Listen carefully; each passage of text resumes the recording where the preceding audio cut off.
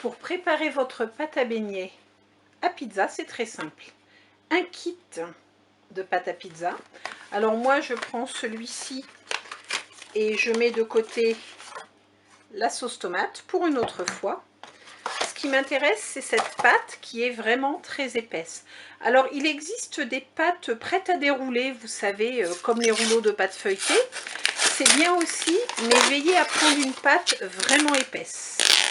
Je vais vous montrer l'épaisseur. En fait, c'est ce qui va vraiment donner à votre beignet cette texture et cette vraiment belle épaisseur qui permet d'avoir un donut plutôt qu'un simple beignet. Alors, vous voyez, la pâte est vraiment épaisse. Si j'arrive à la dérouler, voilà. Regardez, une belle épaisseur de pâte. Vraiment bien épais par rapport à une pâte feuilletée ou une pâte à tarte. Donc prenez bien, si vous prenez des pâtes prêtes à dérouler, des pâtes épaisses. Et parfois c'est marqué épais, parfois c'est marqué deep pan, mais c'est ce qu'il va vous falloir si vous voulez avoir de beaux beignets généreux. Voilà.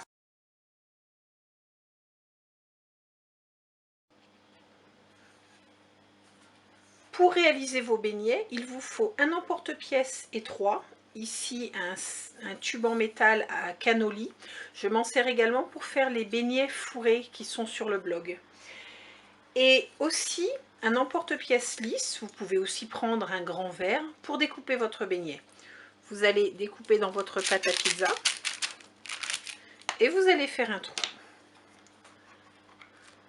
Je vais recommencer pour être dans le champ de la caméra. Le rond.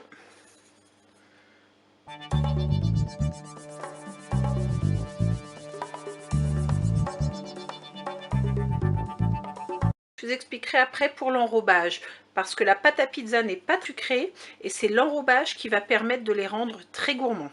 C'est aussi un bon moyen de contrôler la quantité de sucre. A tout de suite.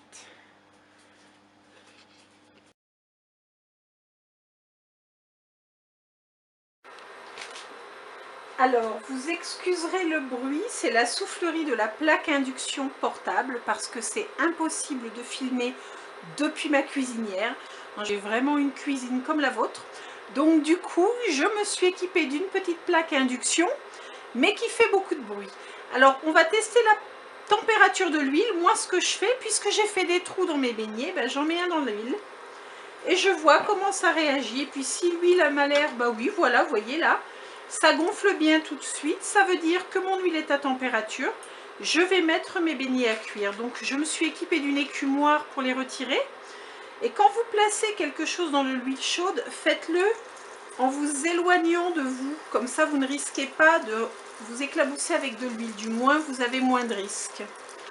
Et je vais cuire mes beignets comme je le ferai avec, je dis beignets, on peut dire donut, comme je le ferai avec n'importe quel donut avec une pâte faite maison.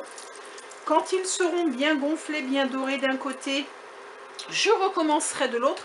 Moi, j'ai tendance à les faire cuire par 2 ou 3 maximum, parce que je trouve que sinon, la température de l'huile est moins constante.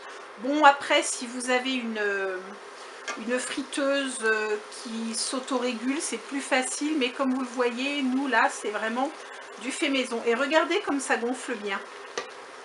Alors après je les ai cuits, mais vous ne voyez peut-être pas, mais hors champ, j'ai mis une voilette à pâtisserie. Vous savez, les petites grilles qu'on utilise pour refroidir les tartes, je l'ai mise sur une plaque de cuisson et ça me permet de bien égoutter mes beignets. Alors,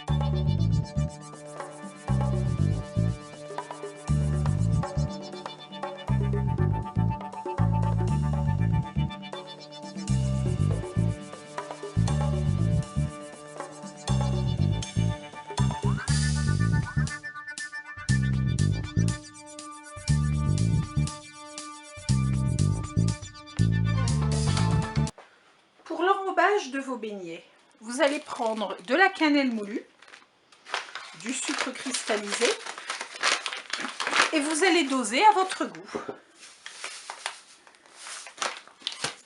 Alors je mets l'équivalent d'une cuillère à soupe de cannelle. J'aime beaucoup la cannelle.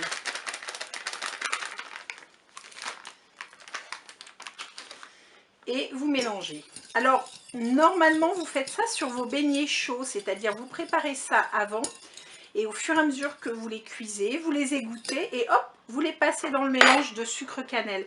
Moi là je ne pouvais pas parce que eh bien, je n'aurais pas été dans le champ de la caméra.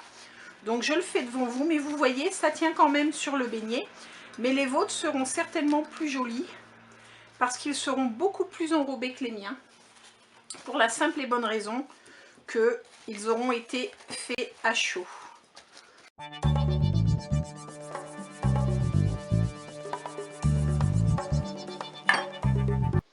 Et voilà, les beignets faits avec de la pâte à pizza. Ils sont vraiment délicieux. Ils sont beaucoup moins denses en texture, beaucoup plus légers.